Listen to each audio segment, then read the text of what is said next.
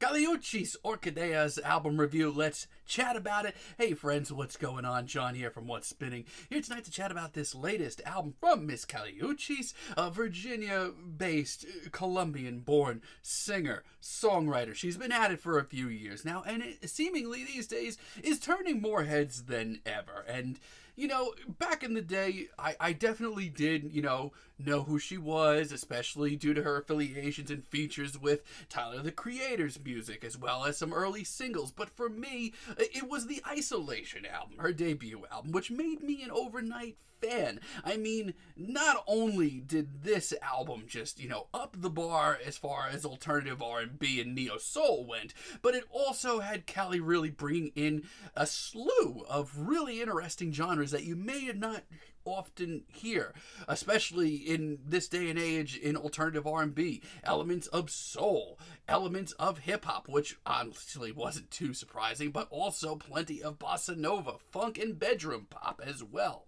To me, this is the kind of fearless debut that we need more of. I mean, Callie just really dove headfirst into the pool, and what came back up was really awesome. Now, in 2020, she followed that up with Sin Miedo, and I was kind of confused by this project. While the very laid-back lounge vibes of this album still, warmed my bones and still gave us some really great tracks at the end of the day, this album was short on time and shorter on ideas, especially after the gut punch of her debut record.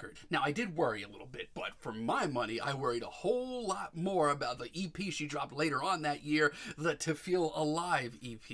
What was this? This 4-track, 12-minute EP is easily one of the most faceless things that she's ever done. This sounded like it could have been anybody. So much so, I almost completely wrote Callie Uchis off and had no interest in her album from last year, Red Moon and Venus. But you know what? Callie did shut me up with this album because it ended up being one of my favorite albums of the year, and genuinely a gorgeous alternative R&B record, full of lust, love, just all of these amazing feelings and emotions and lustful production and awesome vocal performances. Now, less than a year later, we are back with Callie, which did worry me from a distance. An artist putting out 2 albums 2 years in a row, it's not something that everybody can do.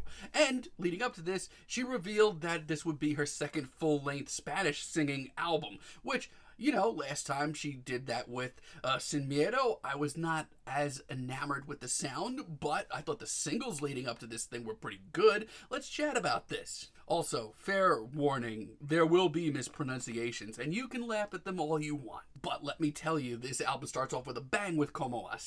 This track, I love it as an intro. It's ethereal, it's got a thick atmosphere, but it picks up really quickly. There's a lot of synth work on this track. There's a lot of synth-pop influence on this album. But I love how airy this track is, and more importantly, I love the groove here. I love the way that Callie just seems to float over this beat. It reminds me a lot of Contact from Kalela's Raven. The swagger, the confidence. It's a great intro.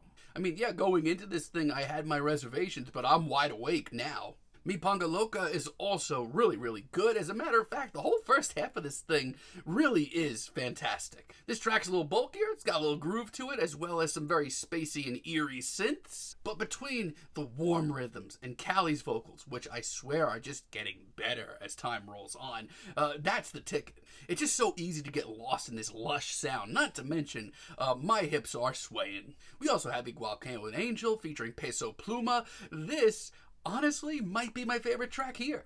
As a matter of fact, I'm glad that it was released as a single a few days ago because I thought that it really deserved to be. This is Callie doing her best reach to the synth-pop dance floor and really nailing it. It's so steamy, it's so full of romance, it's so freaking sexy. I'm hooked. This is damn intoxicating. Jessie Ware fans, you might want to take note. Also, Peso Pluma's performance on this track, he's right there with Callie. He sounds great. Pensamientos, Intrusivos, this one is a little bit more laid back for the album. It's still very glitzy, the synths are still very prevalent here. It's carefree, it's incredibly catchy, and these dreamy instrumentals continue to just be, oh, mwah. And that's all without Callie's vocals. And I feel like between her vocals, her lyrics, her performances, this blows her last Spanish singing album out of the water. Diosa, I really love this track as well. It's super warm, super inviting. And this is one of the most stripped down tracks here, but it's still super hypnotic due to Callie's performance and these very warm, mesmeric rhythms that we're getting here. But they're super sunny, super inviting. It's sexy, it's free-spirited. Callie sounds like a damn megastar too. And Temata is one of the most genuinely gorgeous and full of love tracks here. I mean, there is a cinematic side to tracks like this that I can't ignore. But as far as a vocal performance goes, look no further. This is easily the knockout track here. I mean, I ranted and raved about her vocal performances and how great they sounded on Red Moon and Venus, but then this track comes along. This is nuts.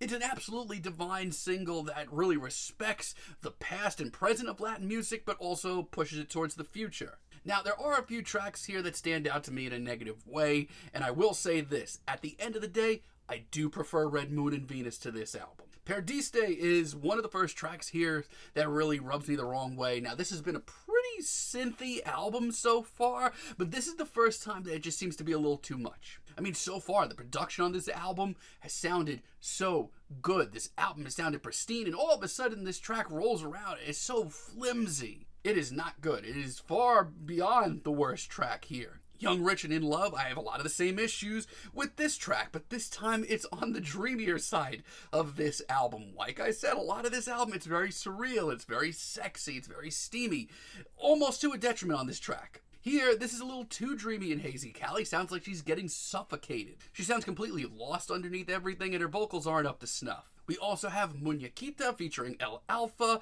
and JT. This was one of the first singles dropped here. And I'm sorry, but I still really don't like it. And it's not because I don't like modern reggaeton, but I feel like Callie has so many better ideas on this album. This just sounds like she's ripping off Rosalia. And JT and El Alfa, in either one of their features, bring nothing either. Trust me, I get it. I understand why people enjoy this track. It's just not for me. Outside of that, though, this is just another very, very good album from Uchis, and she is easily one of the modern standouts in Latin music for a reason. Tu Corazón es mío, this is the standard. This is the perfect sort of laid-back, sultry track from Uchis. It's steamy, it's sexy, it's dreamy, but it's also one of this album's most revealing and personal moments. It's really sweet, and when she locks it in a groove like this, there is few artists that are less commanding than her. It's just so sweet. And when she locks it on this groove, Callie is just so commanding in her performances. She sounds awesome. We also have Labios Mordidos featuring Karol G. I really love the sort of old school, rustic flair to this track. I mean, for a true blue reggaeton track, this may be the best one here. It's got a great beat, it's dripping in swagger, and Callie and Karol have a lot, and I mean a lot, of chemistry. We also have No Hele Parte 2. This one is one of the more urgent tracks here, energetic even. I mean, she sounds like a damn megastar on this track, and that's all before the pounding drums and these epic synths come in. It's catchy, it's got a great groove to it. Also, Rauw Alejandro's performance here is solid. It's just a really great breath of fresh air for the modern Latin pop sound. Heladito, on the other hand, is one of the most mysterious tracks here with some immaculate pacing. I love the laid-back bass groove and the numerous layers of synths, and Callie floats all over it, honestly sounding like a damn visionary. Also, Dame Beso as a finale. Dame Beso, Muévete as a finale. It's awesome.